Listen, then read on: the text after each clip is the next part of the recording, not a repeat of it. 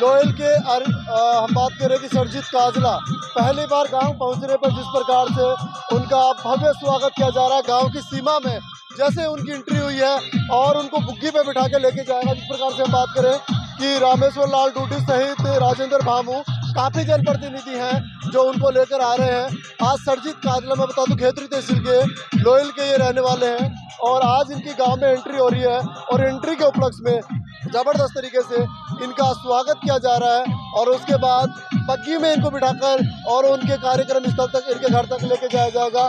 पूरे गांव ने यहाँ पे पलक पावड़े बिछा दिए हैं, स्वागत के लिए लोग आगे आ रहे हैं, इनका स्वागत कर रहे हैं। देखिए, गांव ढाणी से निकलकर और भारतीय प्रशासनिक सेवा में अपना चयन देना बहुत बड़ी बात है और आज अपने गांव में आ रहे हैं तो उसकी खुशी के उपलक्ष्य में इनका जोरदार तरीके से स्वागत यहाँ पे किया जा रहा है और बग्गी में बिठाकर इनको लेके यहाँ से जाया जाएगा। जिस प्रकार से मैं आपको तस्वीर दिखा, बहुत कुछ बोला जा चुका है तो मैं ज़्यादा अपने इस जर्नी के बारे में मेरे पास बोलने को कुछ बचा नहीं है। और वैसे भी आपका बच्चा हूँ, आपके बीच में ही पल बढ़ के पैदा हुआ हूँ। थोड़े दिन पहले निक्कर में खेलता था, अब इस रूप में आपके सामने हूँ, तो आपसे कुछ छुपा हुआ नहीं है। दो तीन बातें, इस ज़्यादा वक्त में लूँगा नहीं, दो तीन बातें सिर्फ कहना चाहूँगा कि हमारे जैसे मध्यम वर्गीय लोगों के लिए, मध्यम वर्ग और निम्न मध्यम वर्ग और गरीब तबके के लिए शिक्षा से बड़ा कोई हथियार नहीं है। जितनी अच्छी शिक्षा आप अपने बच्चों को, अपने से छोटों को दे सकते हैं, उससे बड़ा उनके लिए कोई उपहार नहीं होगा। आज अगर शिक्षा नहीं होती तो ना मैं यहाँ होता, ना ये दिन मुझे और आप सबको देखने को मिलता। 5वीं क्लास में था, 10 साल का था जब मैं यहाँ से 3 किलोमीटर डेली शाम को टिफिन लेके जाता था। भर बोलते हैं अपने आप यहाँ जानते होंगे, बाहर से आए जो पधारे हुए अतिथि हैं उनको, मतलब यहाँ से दूर खेत है 3.5 किलोमीटर, जहाँ हमारे गुरुजी थे सुरेश जी, शायद मौजूद होंगे भीड़ में, उनके कुएं पे हम जाके, वो मतलब टाइम नहीं होता था, शाम को उनसे ट्यूशन पढ़ते थे 5-6 बालक और फिर सुबह वापस उनके साथ स्कूल आते थे। उस टाइम नहीं पता था मुझे क्या नवोदय है, क्या सैनिक है, बस गुरुजी ने कहा और बड़े लोगों ने कहा कि फॉर्म, उन्होंने ही फॉर्म भर दिया। मुझे तो पता भी नहीं था फॉर्म कब भरा गया। वो एग्ज़ाम हुई, उसमें सिलेक्शन हुआ, उस दिन से जो जिंदगी ने एक नया रूप लिया, एक नए प्लेटफॉर्म जो मिला नवोदय विद्यालय में मुझे, उसका मैं शायद लफ्ज़ों में उसका एहसान नहीं बयां कर सकता। नवोदय विद्यालय के मेरे बहुत सारे साथी आज हमारे बीच में मौजूद हैं, वो शायद इस बात को समझ पाएंगे कि किस तरीके से वहाँ शिक्षा, न सिर्फ किताबी शिक्षा, वो शिक्षा जो दुनियादारी सिखाती है, वो शिक्षा जो अपने पैरों पे खड़ा होना सिखाती है, वो शिक्षा जो हमें संस्कार देती है, जो हमें सही गलत का फर्क बताती है, वो मुझे वहाँ मिली। नवोदय विद्यालय ने मुझे सपने देखना सिखाया। उससे दूसरी बड़ी बात यह आती है कि सपने हमेशा बड़े देखिए। अगर हम बड़ा नहीं सोचेंगे तो कोई दूसरा हमें बड़ा करके नहीं देगा। हम खुद के लिए जितना बड़ा सोचेंगे, चाहे हम जहां से भी आए हो। मेरा बैकग्राउंड, मेरे परिवार का बैकग्राउंड एक बहुत ही साधारण, आप सबको पता है। पिताजी मेरे किसान हैं जो पार्ट टाइम मुझे, मतलब हमारी एजुकेशन को और हमारे परिवार को सपोर्ट करने के लिए, जिन्होंने ट्रक ड्राइविंग की है, बस ड्राइविंग भी की है। माँ मेरी एक गृहिणी है जिन्होंने सिलाई करके भी मेरी पढ़ाई को सपोर्ट किया है। आप में से भी बहुत सारे लोग बैठे होंगे जिनकी उंगली पकड़ पकड़ के आज मैं यहाँ तक पहुँचा हूँगा। बहुत सारे नाम हैं, इतना वक्त नहीं है कि मैं ले पाऊँगा। आप में से कई महानुभाव, कई दिलेर, मेरे आदरणीय, मेरे पूजनीय ऐसे हैं जिन्होंने वक्त वक्त पर मेरी फीस भरी है। तो उन सबका आज इस मंच से मैं बहुत ही हार्दिक धन्यवाद। गजब, जोरदार तालियां बजाएं।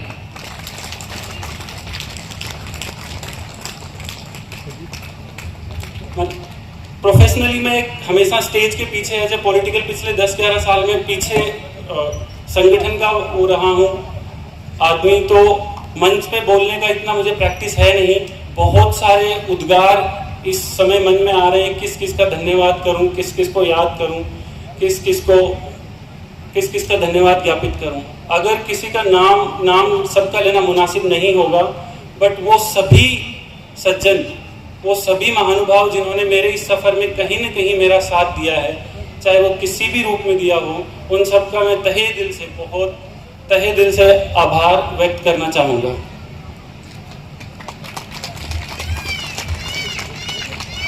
दूसरा जो एक संदेश मैं आप सबके बीच में छोड़ना चाहूँगा, जो है कि अपने बच्चों को बड़ा सोचना सिखाएं। आपकी हकीकत कुछ भी हो, उससे फ़र्क नहीं पड़ता। आप कहाँ से आए हैं, उससे फ़र्क नहीं पड़ता। आपको कहाँ जाना है, वो आपको तय करना है, और उसी से फ़र्क पड़ता है। कॉलेज के बाद में मैंने एक सपना दिखाया आप सबको, मेरे बड़े परिवार को कि मुझे यूपीएससी करनी है। फिर लेकिन दिल्ली के एक्सपोजर ने मेरे को अलग अलग एक अनुभव दिए, तो मुझे लगा कि नहीं, यूपीएससी मेरे लिए सही चीज़ नहीं होगी। द हिंदू न्यूज़पेपर पढ़ के मुझे लगा कि मैं शायद इस सिस्टम में सर्वाइव नहीं कर पाऊंगा। मुझे तुरंत बदलाव लाना था। वो जो उस टाइम की एनर्जी होती है ना 20-21 साल वाली, कि हाँ बस मुझे तो रातों रात बदलाव लाना है। तो मैं डॉक्यूमेंट्री फिल्म मेकिंग में गया, जहाँ पे पूरे भारत का मुझे भ्रमण करने का मौका मिला, बहुत सारे अनगिनत लोगों से बात करने का, उनके दुख जानने का, उनके दुख दर्द साझा करने का, उनकी कहानियाँ सुनने का, उनके किस्से बयान करने का, उनको प्लेटफॉर्म प्रोवाइड करने का मौका मिला। और मैं बहुत खुश था अपने प्रोफेशन से, कि मैं पूरा भारत घूम रहा था, अलग अलग तरह के लोगों से मिल रहा था। उसके बाद में मैंने पॉलिटिकल कम्युनिकेशन में भी काम किया, भारत की सभी मेन पार्टियों के साथ, बिहार में, झारखंड में, यूपी में, उत्तराखंड में, गुजरात में, राजस्थान में, दिल्ली में। आज कई लोग काफ़ी सीनियर सीएम रह भी चुके हैं, सीएम हैं भी, सिटिंग भी हैं, कैबिनेट मिनिस्टर्स भी हैं, मिनिस्टर्स भी हैं।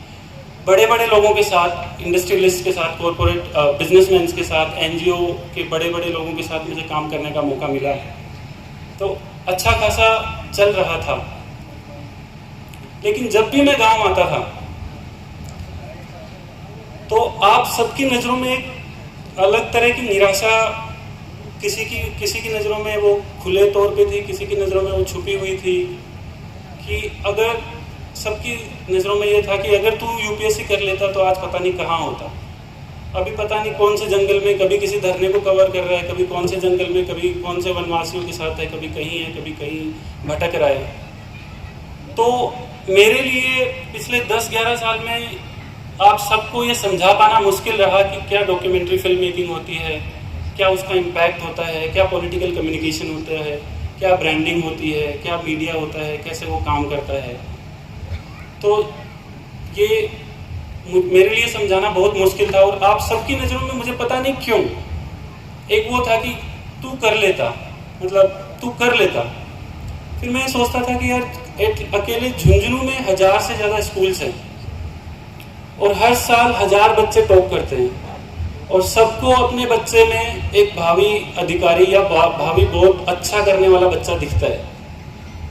तो अगर 1000 के 1000 यूपीएससी वाले, आईएएस वाले, आईपीएस वाले झुंझुनू से ही निकलने लग गए, तो बाकी देश का क्या होगा।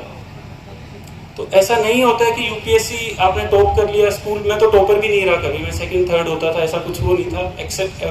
एक्सेप्शनली टैलेंटेड वाला जो भी होता है, ऐसा कुछ कभी रहा नहीं। एक बहुत ही साधारण जर्नी रही। हाँ, ये था कि आगे बढ़ने की ललक हमेशा रही मन में, तो उसको आजमाने के लिए मैंने सोचा क्यों नहीं ये रिस्क लिया जाए। बहुत बड़ा रिस्क था, अच्छा खासा काम धाम मेरा जमा हुआ था, अच्छा खासा नेटवर्क था, अच्छा खासा काम चल रहा था, और ये रिस्क बहुत बड़ा था। ये सपना लगभग मर चुका था। इस सपने को वापस से जिंदा करने में मेरे परिवार का तो खैर शुरू से ही, मेरे माताजी, पिताजी, मेरी दादाजी जो आज नहीं रहे हम सब के बीच में, उनका बहुत बड़ा सपना था।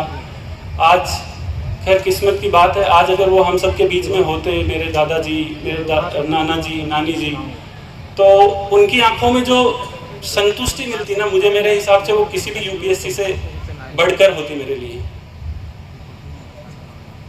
तो बातें बहुत सारी करने को हम तसल्ली से करेंगे। सम्मानित मंच का मतलब कीमती वक्त है, हम उसको मतलब मैं जल्दी से जल्दी समेटना चाहूँगा। लास्ट 2-3 साल में जब मैंने 11 साल किताबों से दूर रहने के बाद में ये फैसला लिया कि मुझे करना है, उस मरे हुए सपने को जिंदा करने में बहुत बड़ा और मेन रोल इस वक्त के लिए रहा मेरी दोस्त भावना का।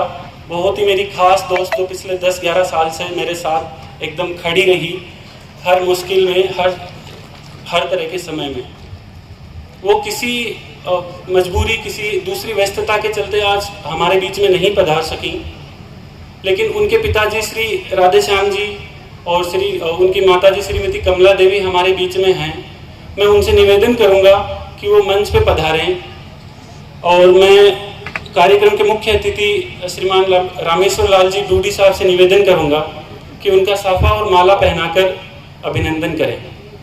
राधेश्याम जी यादव साहब।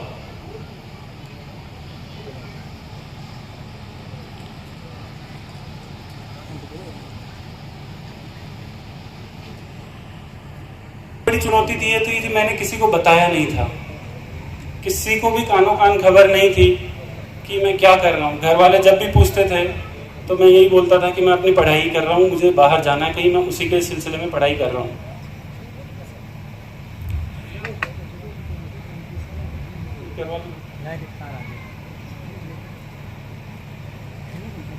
बिना कोचिंग के सिर्फ एक कमरे में बंद होके बहुत मुश्किल होता है ये सब कर पाना, ये आम धारणा है।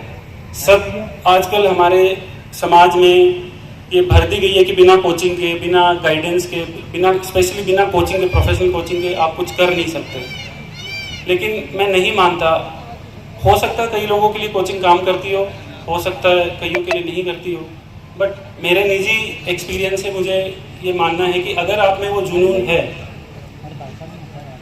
तो आप, आज के दौर में इंटरनेट है, डिजिटल एज है, आप कहीं से भी बैठ के पूरी दुनिया के रिसोर्सेज